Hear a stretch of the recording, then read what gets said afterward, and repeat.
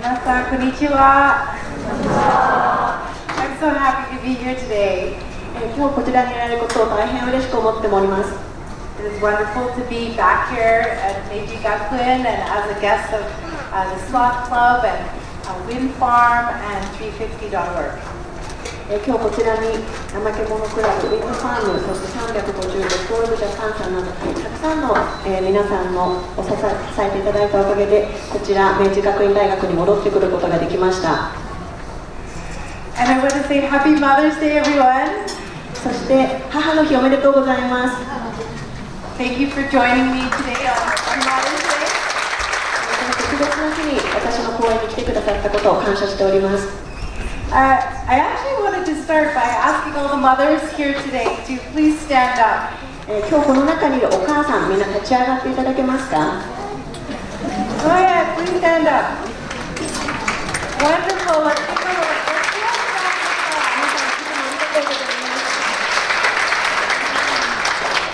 You women are amazing. 皆さん本当に素晴らしいことを毎日成し遂げています。Of course, today we also have to think about the mothers around the world who do not have the fortune to be celebrated or to celebrate. そしてもちろん世界中には私たちのとは境遇の違う母の日を祝うことも祝われることもないお母さんたちもたくさんいるということを忘れてはなりません。And indeed, in places of deep oppression, mothers suffer deeply. そして、大変な抑圧を受けて苦しんでいるお母さんたちもたくさんいらっしゃいます。So today we need to also take a moment to think of the mothers caring for their children in places of disasters such as earthquakes, floods, fires, and war. 災害ですとか地震、山火事などたくさんの自然災害の中でも子どもの世話を頑張っているお母さんたちがいるということを忘れないようにしましょう。And I'm thinking of mothers and families back home in my country, Canada, today. そして私は自分自身の母、そして家族のことを思っています。カナダにいる家族たちです。Today, fires rage on in northern Alberta, in my country of Canada. 今現在起こっている問題としてカナダのアルバータ州で大きな山火事が起こっています。Right now, over 100,000 people have been evacuated from communities of northern Alberta where forest fires have completely overwhelmed the community of Fort McMurray. アルバータ州北部のフォートマクマレーという地域で山火事が地域を襲い10万人以上の方が避難を余儀なくされています。This forest fire and city fire is continuing to burn. 山火事、そして市街地を襲った火事は未だに続いています。And the community of Fort McMurray are the ones that work and live in our tar sands. そしてフォートマクマレーの町というのはタールサンドを産出する町なんです。Now I have to spend a minute to tell you about the tar sands. ちょっとタールサンドとは何かということについてご説明したいと思います。In Canada, we are home to one of the largest unconventional petroleum deposits in the world. カナダは新しい形の石油の埋蔵で、世界でも有数の場所です。The fossil fuels are in the form of a tarry substance called bitumen. ビチュメンという、燃料なんですけれども、And this is a kind of sludge that wasn't worth it to mine until all the world's conventional oil sources were tapped. 過去に世界中の石油の埋蔵量が限度があると分かるまではわざわざ掘削する価値のないと思われていた泥のような物質です。It takes a tremendous amount of energy to extract bitumen. ビチュメンを掘削するにはたくさんのエネルギーを使います。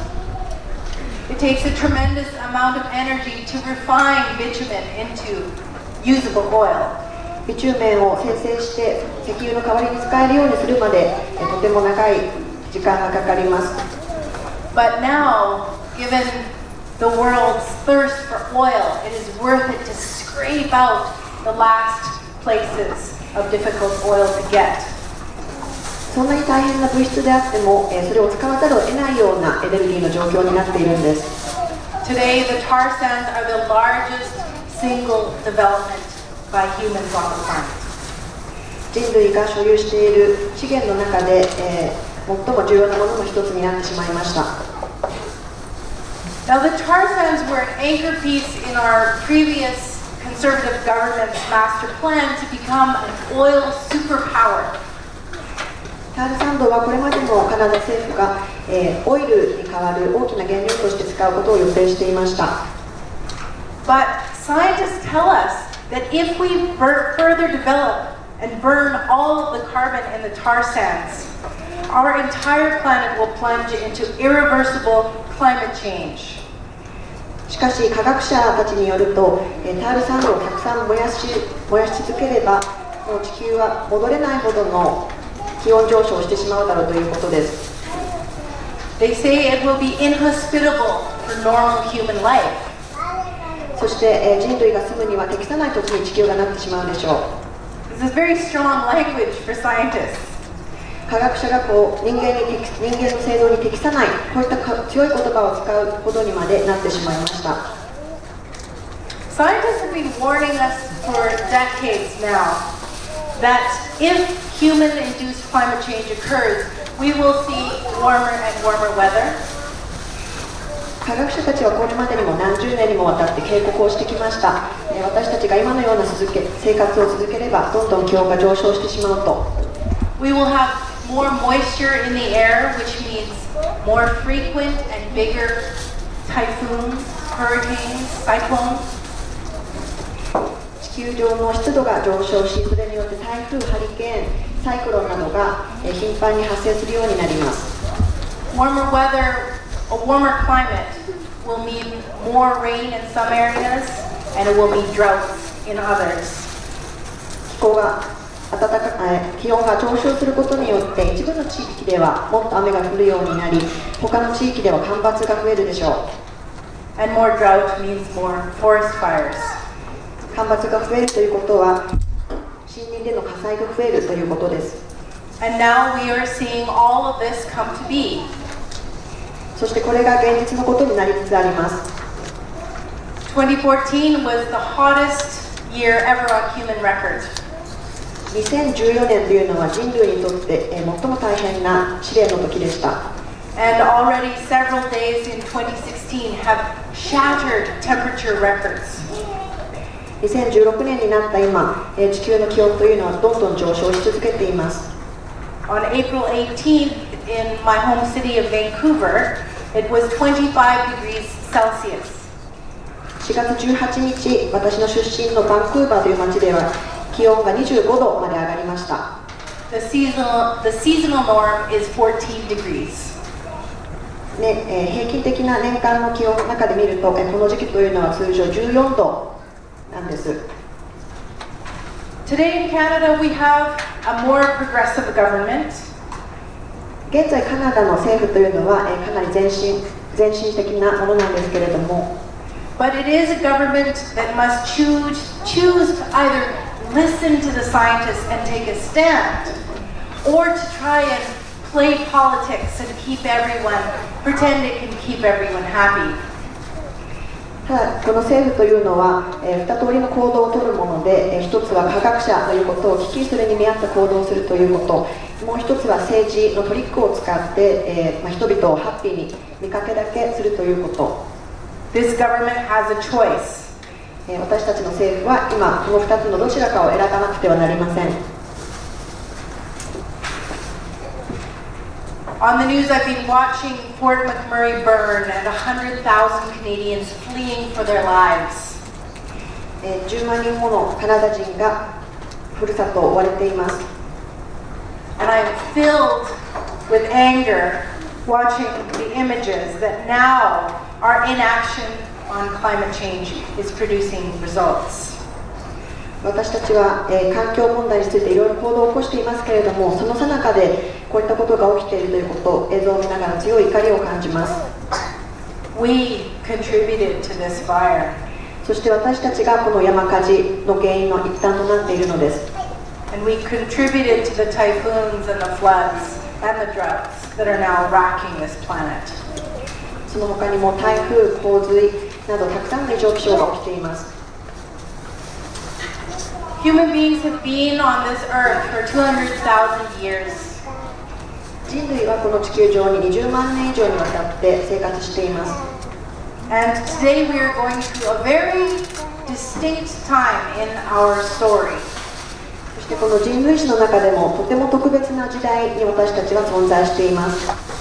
Our success on the planet as a species, our inventions, our technology, our appetites, have propelled us into what is now called the Anthropocene era. 人類が始まって以来、私たちはさまざまな発明をすることで、種として乗り越えてきました。生き残ってきました。We are having an effect as a species at the planetary level. そういった発明があったからこそ、この地球上に種として生き残ってこれたわけです。And so today we are in 2016 and we are going through a bottleneck.A decline of diversity on many different levels. 2016年の今、私たちは、多様性が消失しているということを人類として、挑戦に立ち向かわなければなりません。Ecologically, economically, and even culturally and linguistically. 生態的にも経済的にも文化、そして言語の面でも多様性が消失しています。And I want to talk about this decline of diversity on the human level, on the cultural level. そしてこの多様性の消失という点を人類として振り返ってみたいんですけれども、Last week at home in Canada, they ran a front page picture of nomads in Mongolia.先週、カナダの新聞にはモンゴルの写真が載っていました。And it was talking about the last nomadic people on earth. 最後の放牧民というタイトルです。Who are being forced off of their traditional lands and traditional cultures. それまで行ってきた伝統的な暮らしを、終わりようとしている人たちです。And this is because 20-year droughts.And 20-year harsh winters are coming every 3 to 5 years now. 以前は20年の周期で来ていた干ばつですとか厳しい冬というのが今になっては3年から5年の周期でやってくるのです。And so people are moving to the cities. ですから人々は都心に移っていきます。And this is the story of the human family everywhere on earth today. 地球上の至るところで同じようなストーリーが見られます。Everywhere on earth, we are leaving our homelands. We are leaving our farmlands. We are leaving the hunting and gathering territories. 地球上の至るところで自分の家ですとか土地、そして狩猟のテリトリーを去らなければいけない人たちがいます。We are retreating from rural and wilderness living, leaving life on the land.田舎での生活を諦めて土地に根ざした生活というものを諦めざるを得ない人たちがいます。And we are hunkering down into an urban identity. そして都会の人としてのアイデンティティを身につけて、And this is because those rural lands are becoming hammered by resource extraction, by burning and pollution, and especially by climate change.その理由というのは、資源の搾取ですとか気候変動などで田舎がそういった地域が打撃を受けているからです。もう人類が住むのに適さない土地になってしまいました。In 2014, the urban population of the human family was 54%. Over half of us lived in cities. 2014年の時点で人類のうち都会に住む人たちは 54%、 人類の半分を少し上回ったところでした。Humanity is great because we're so adaptable and so intelligent, and we've been able to find ways of living in some of the most impossible, harshest climates on earth. 人類というのは素晴らしいもので、素晴らしい適応能力、そそして知能というものがありますので、地球上の最も厳しい気候帯でも、生活をすることができています。And this led to the incredible diversity of this human family. So many different languages, different cultures, different stories, songs, dances, because we came out of the earth where we lived. そしてそういった中で、美しい多様性が生まれています。言葉の面、文化の面、交渉ですとかダンス、そういったものはそれぞれの土地に根ざした生活から生まれたものです。And now we are losing those diverse perspectives. そういった中で生まれた多様な視点というものも失われつつあります。So why should this matter? さあ、どうしてこの問題が私たちにとって意味があるのでしょうか。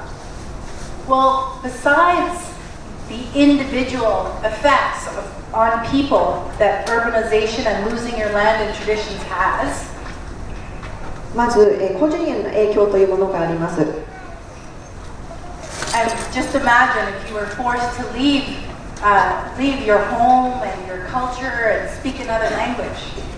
自分の家ですとか文化、そして慣れ親しんだ言葉を手放さなければいけないという状況を想像してみてください。But other effects are lowering living standards, quality of life. その他にも、生活の質が落ちる。Increase of poverty. 貧困が増える。Increase of social conflict and political destabilization. 社会問題が増え、社会が不安定になっていく。And one example that we're seeing right now is the conflict in Syria today that was greatly increased or exacerbated by a 6-year drought from 2006 to 2012. 例えば一例を挙げますけれども、シリアでは2006年から6年間にわたって続いた干ばつが内戦の状況を悪化させたという事実があります。This drought killed off 86% of the country's livestock. シリアの中の家畜の 86% がこの干ばつで死んでしまいました。And caused a flood of people moving from the farmlands into urban centers. そのおかげで、田舎に住んでいた人たちが都会に押し寄せたのです。And this greatly contributed to the political instability. それによって政治状況が不安定になりました。This is really important because our capacity for perspectives, worldviews, strategies, and simply ideas as a human race is becoming smaller and smaller. これはすごく大事なところです。というのは人類として育んできた視点ですとか世界の見方、戦略、そして、率直なアイディア、こういったものへの許容範囲、許容力というのが失われているということだからです。Yet our problems seem to be becoming bigger and bigger. その反面、問題はどんどん大きくなっています。And we need different ways of thinking, of looking at the world, of practicing human perspective to come up with the solutions. 人類が見方、物の見方ですとか視点を変えて解決方法を一緒に探っていかなければなりません。Indeed, as we struggle to find solutions to the global ecological crises, to reduce our understanding of the natural world, it seems that we are setting ourselves up for failure. その世界規模の危機を解決しようとみんなが努力する中で、それと同時に自然界への知識を私たちが失っていくというのは自分たちで災害を招いているようなものだという気がしてなりません。Today we stand in a very volatile time. Our globalized economy is teetering. 私たちはとても危険な時代を生きています。グローバル化した経済があります。Refugees are fleeing civil war and spilling into other countries.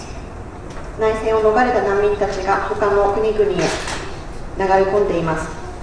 Ecological collapses are pending and happening.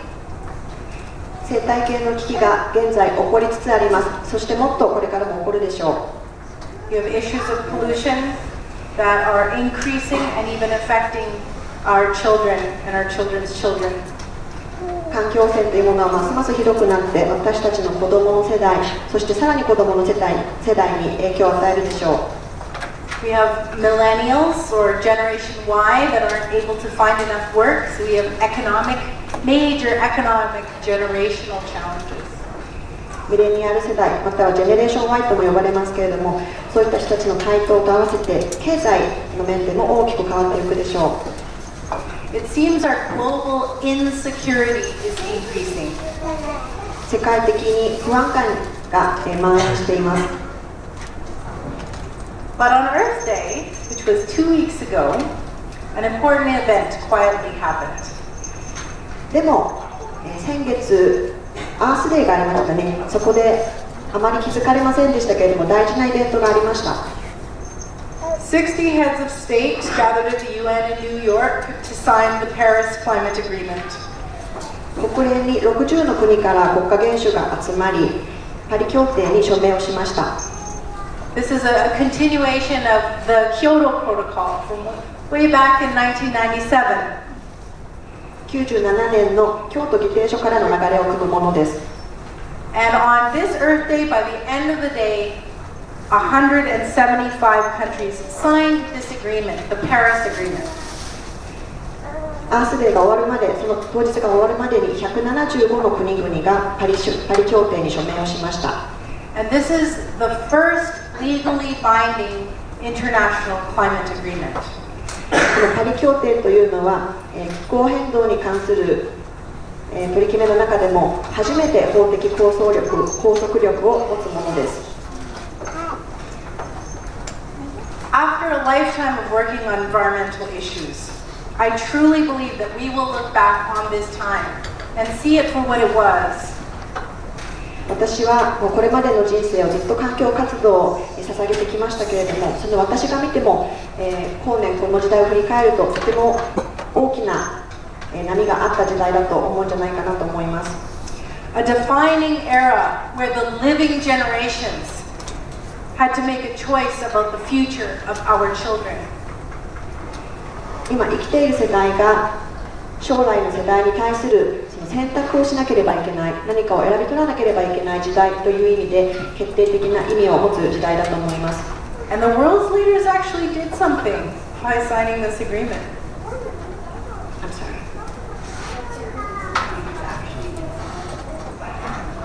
sorry. そして世界のリーダーたちも実際に署名することで、一つ行動を起こしたのです。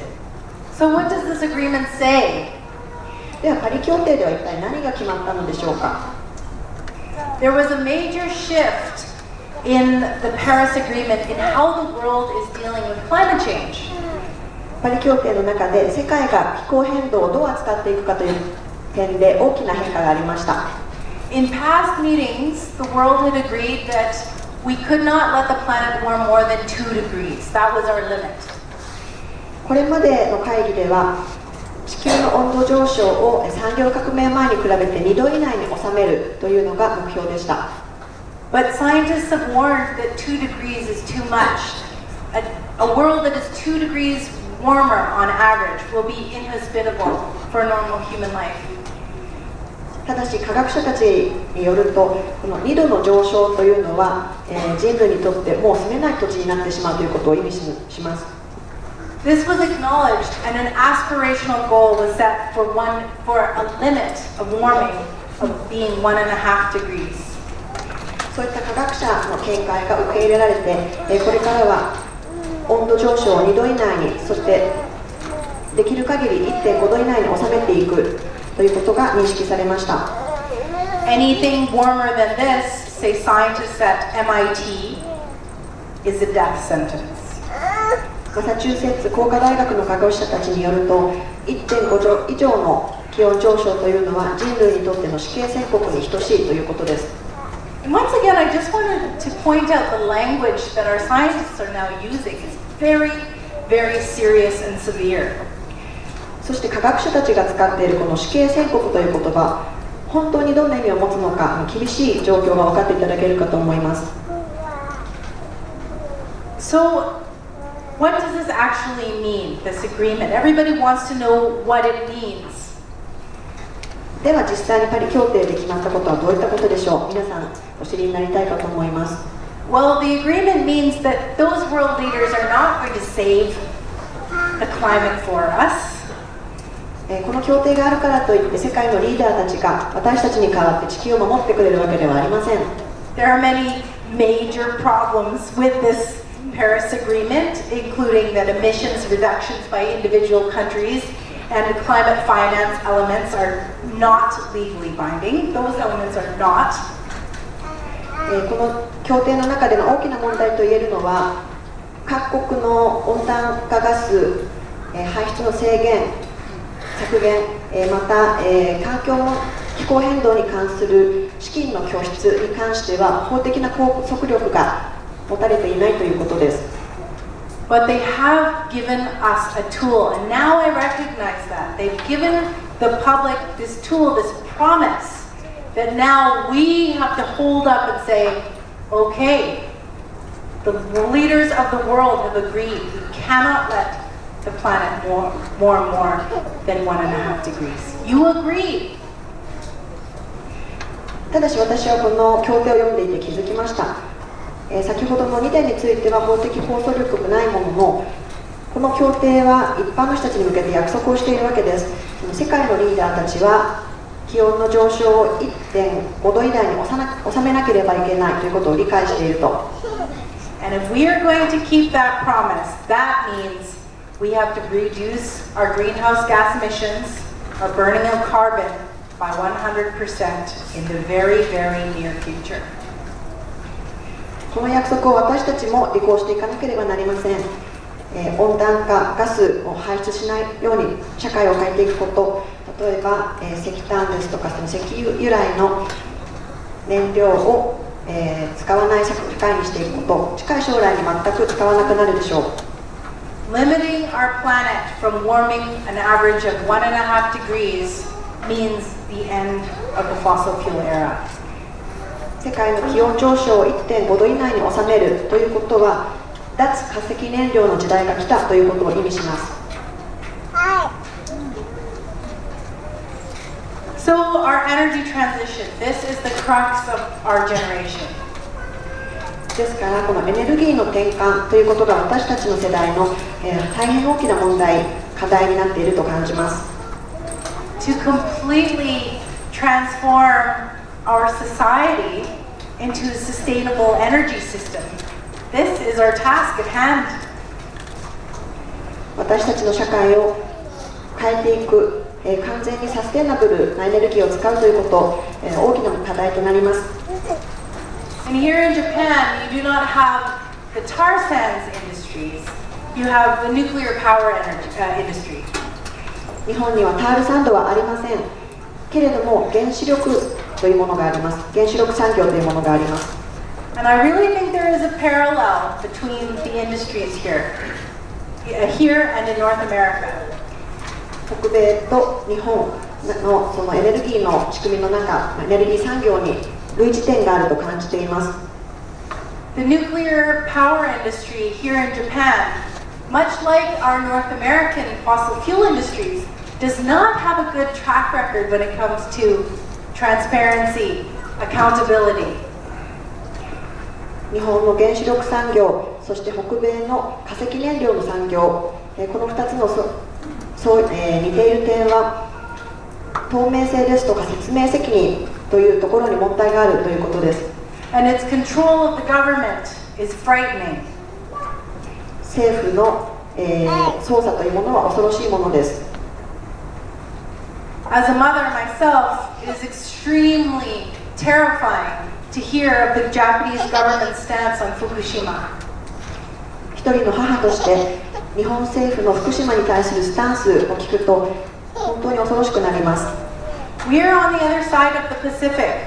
I live on the West Coast, and we often talk about the Fukushima meltdown still. 私たちは海を隔てていますけれども、私も太平洋の西海岸ですね、西海岸に住んでいますので、その福島の問題というのは遠い問題ではありません。今でもみんなで福島のことをよく話題にします。There is a very strong sense for the people of the west coast of Canada that we are connected with Japan because of our ocean. 海が私たちをつなげているという意識がカナダの人たちの間に強くあります。It was terrifying to hear about the raised limit of exposure of radiation. 政府が被爆線量の限度を上げたということを本当に恐ろしく思います。From 1 million sievert per year to 20. 年間あたり1ミリシーベルトから20ミリシーベルトまで上げたということ、本当に恐ろしいことです。We are still, in my community where I live on Haida Gwaii, we are still testing our waters for radiation. 私の住む、ハイダグワイのコミュニティではまだ、水の中の放射能を検査して使っています。In the 21st century, diversity of energy power in our new energy systems will be essential to the stability and sustainability of our energy. 21世紀の中で、エネルギーの多様性というものが人類にとって、そしてサステナビリティについてとって大変なものになると思います。多様性がエネルギーの中であるということが大事なことです。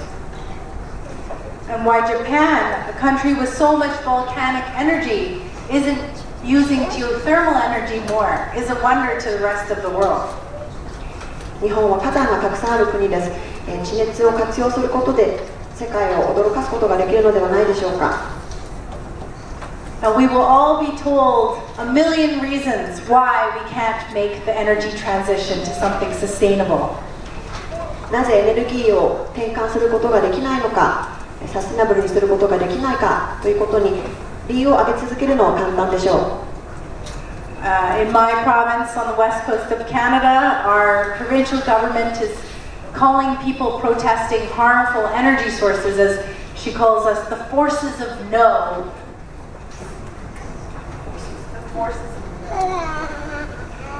私たちの住む地域では、こういったエネルギーに対して、反対する人たちはノーというエネルギーというものも来るということを言っています。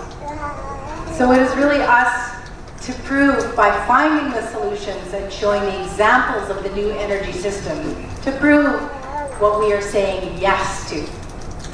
ですから私たちは実際に自分たちで新しいエネルギーがどういう形であるべきかというのを見つけ出して、それが可能であることを証明しなくてはなりません。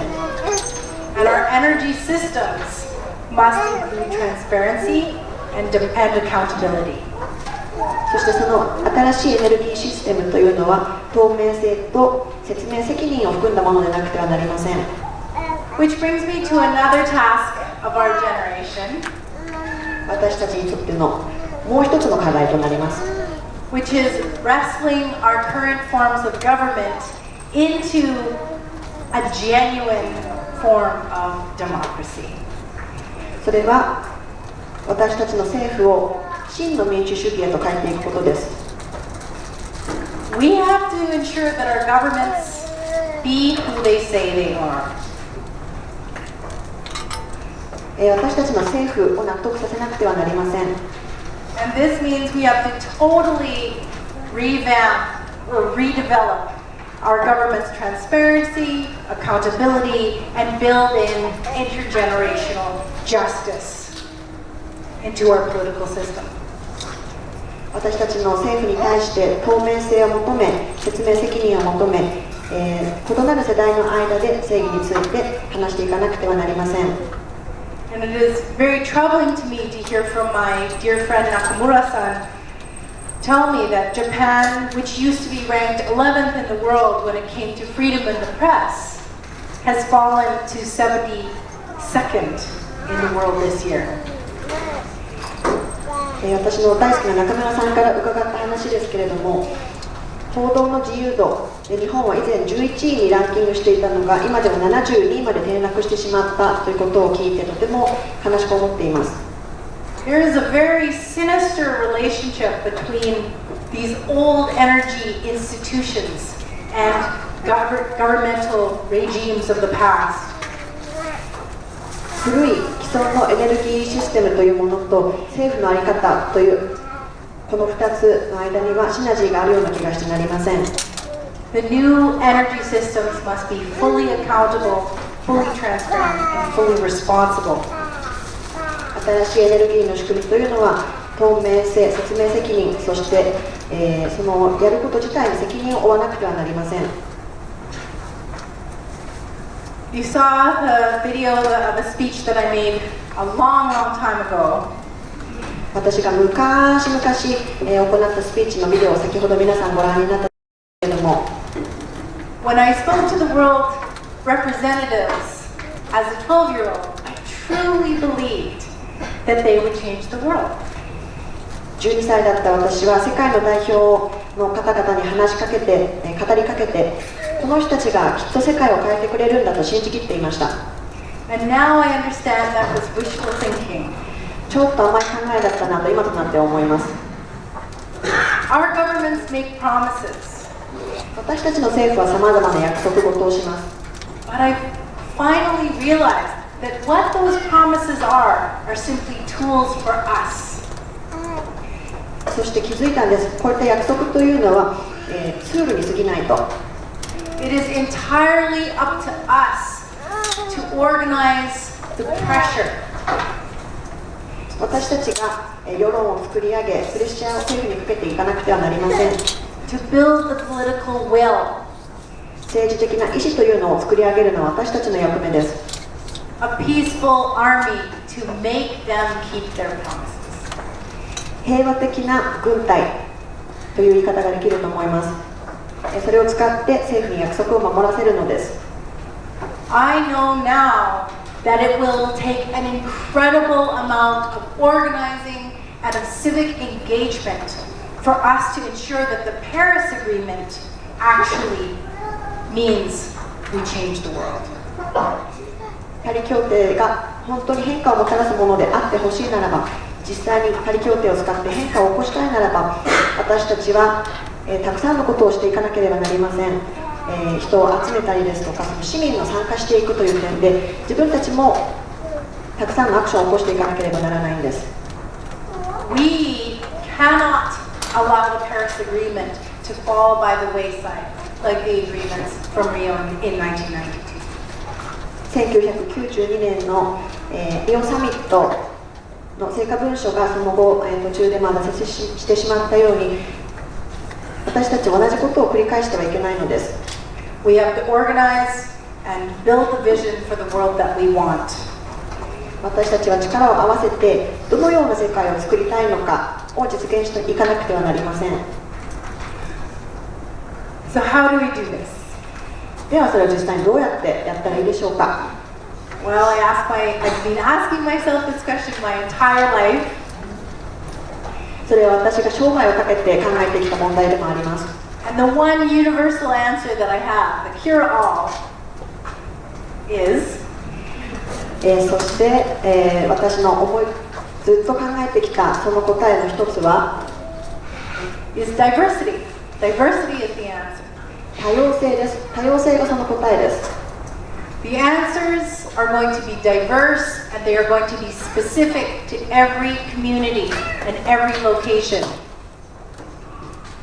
その答えというのは多様性を含み、そして地域ごと、コミュニティごとに、明確な政策とならなくてはなりません。 The answers are going to be different not only no matter where you live, but whatever sphere of community you are in. その答えというのはどこに住んでいるかというのにも異なってきますし、どういった影響範囲が、自分の行動範囲、影響範囲があるかということによっても変わってきます。 Essentially what that means is that everyone is going to have to become an expert in how to be sustainable in your place where you live and in the field that you work and live. これが意味するのは、皆さん一人一人が、専門家とならなくてはいけないということです。どうやったら自分の地域が、そして自分の影響力が及ぶ範囲でどうやっていったら本当にサステナブルな暮らしができるのか、それを皆さん自身が詳しく分かるようにならなくてはなりません。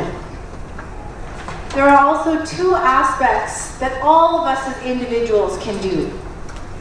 それに加えて、皆さん一人一人ができること2つあります。The first is focusing on the individual, the personal. 一つは個人のレベルにフォーカスするということ。And the second aspect is in your sphere of influence. This is your political, this is the larger influence you have in the world. そして2つ目はより大きな影響範囲、その政治であったり自分の影響力が及ぶ範囲での考え方です。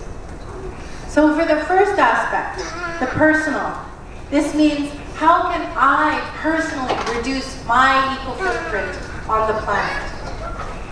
1つ目の個人で何ができるかというところですけれども、例えばどうやったら私は自分のフットプリントを減らすことができるのかを考えます。So in English we have expressions like walking your talk or putting your money where your mouth is. 英語でいろんな表現がありますけれども、その言ったことを実際に有言実行ということですとか、自分の言ったことにちゃんとお金を出す、そういった表現があります。This is the starting point to how we make changes, looking at our personal effect by the things that we consume from the earth and the waste that we put back on the earth. 個人レベルで地球の資源をどうやって消費し、どうやってそのゴミを地球に戻すのかということを考え、変化を起こしていくことができます。And a wonderful place to start is, of course, thinking about what we put into our mouths and our stomachs. そしてこの側面から行動を起こすのに一番手っ取り早いのは自分の口、そして胃の中に何を入れるのかを考え直すということです。And I was so thrilled before I came here on stage. I was fed by a local farmer and his partner who have an organic farm, and they lovingly made the food. And I feel joyful because of what I put into my body before speaking to you tonight. そして私本当に今日嬉しかったのはこのステージに上がる前に、地元の農家さんが作った美味しい野菜、を使ったお弁当をいただいたんです。それを食べたことで気持ちもすごく明るくなりました。And this personal movement of looking at what can we ourselves, just by making these choices, these everyday choices in our lives, how can we positively impact the planet, is a big focus of the Sloth Club and the slow movement. こうやって個人のレベルでどうやってムーブメントを起こせるか、これを考えていくことで毎日の選択肢が変わってきますし、地球への与える影響というものも自分で変えていくことができます。And I hope that later we'll hear from Ami-san, as a Japanese mother and woman, how she makes her personal choices that impact the planet.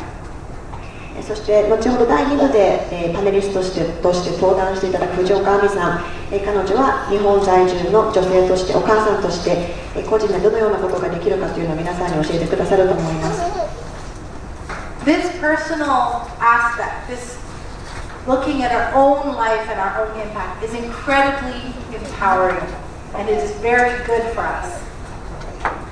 こうやって個人のレベルで自分の生活を見直すということは、エンパワーメント、自分自身で力をつけていくという意味でも大きな意味があると思います。And it gives us energy for making action in the second round, which is the more public, the political round. この1つ目の側面、個人のレベルでの、アクションを起こすことで、先ほど2つ目とお伝えした政治の部分、自分のもっと広い範囲での影響力を考える時のエネルギーが、保てると思います。It is very important to look at what we eat and the energy we use, but we also need systems change, so it isn't so hard to make the right choices. 食事ですとかエネルギーに対して考えることもとっても大事なんですけれども、同時に大きなシステム、仕組みを動かすということも考えなくてはなりません。So this means we have to get political. ですので私たちは政治に参加しなくてはなりません。If we are going to get off of fossil fuels 100% in the second half of this century, we are really going to have to leap. もしも本当に2050年までに化石燃料を使わなくなるのなら 100% 使わなくなるのだとしたら、私たちは大きく飛躍しなくてはなりません。 And this is the proposal of the LEAP Manifesto.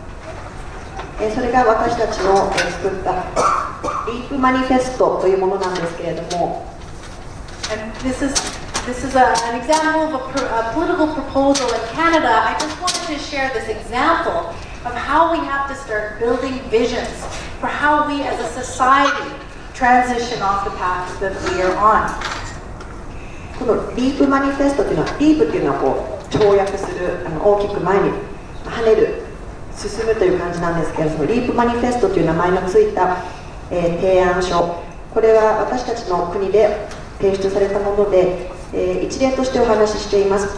どうやってその市民の間でビジョンを作り上げて新しい社会を作るのか、その視点を提供するためのものです。 The LEAP Manifesto is named after the fact that we are going to have to make a leap if we are really going to get there.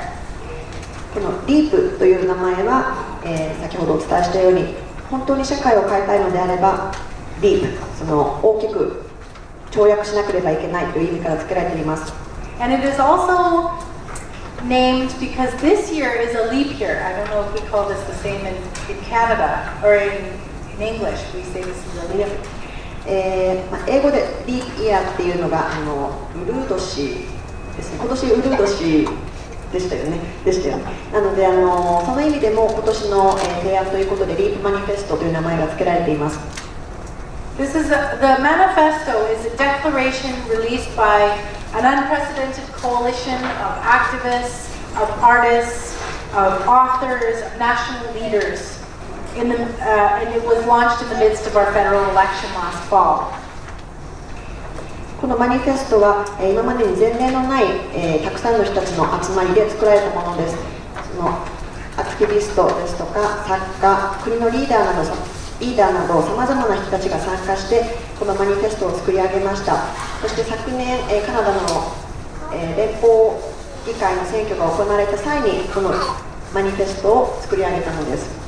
It lays out a vision bolder than anything that is out on offer from any of our political parties to transition the country off of fossil fuels while at the same time improving the lives of most Canadians. このマニフェストが提案するビジョンというのは化石燃料から完全に脱することによって社会を変えていく、そして同時にカナダに住む多くの人の生活をより良いものに変えていくというものです。 A rapid, justice-based transition. すごく早い流れです。これから急速に変化を起こさなければならない、正義を求める運動です。 And climate change is presented not just as an existential crisis, but as an opportunity, indeed an imperative, to make the political and economic justice system more fair. 気候変動というのは私たちの生存を脅かす危機であるだけではなくて、同時に政治に対して働きかけてより正義を求めていくという機会でもあります。 So, climate change scientists say that we must limit our planet's warming to 1.5 degrees. This is the kind of political manifesto and movements that we are going to have to make in order to avoid catastrophic climate change for our children. ですので、気候変動については科学者たちが言う通り、気温の上昇を産業革命前に比べて 1.5 度以内に収めなければいけない。そしてそれを達成するための政治的なマニフェストがリープマニフェストです。私たちが呼ぶいわゆる壊滅的な気候変動というのが起きる前にこれを実現しなくてはなりません。So, this is an example of the kinds of political movements that are happening in North America. And I am here in Japan to share with you, learn from what actions, from activists here, what actions and campaigns are happening right here in Japan. 今ご紹介したのは北米で起きている政治的なムーブメントです。今私は日本に来ていて、そういった考え方を皆さんに共有したいというのと、あとは皆さんから日本でのアクションについて学びたいと思っています。I'm excited to hear about the divestment campaign here in Japan and Tokyo. I'm excited to hear about changing your bank and about power shift. 日本、そして日本の中の東京でダイベストキャンペーンというのが起きていて、自分のお金の使い方、銀行への預け方を変えていこうというムーブメントがあることをとても心強く思っています。It's exciting because it's proving that really these are global movements. This transition is happening right now. こういった動きが世界規模で起きているということを本当に心強く思います。But we are going to have to be brave. 私たちは勇気を持たなくてはなりません。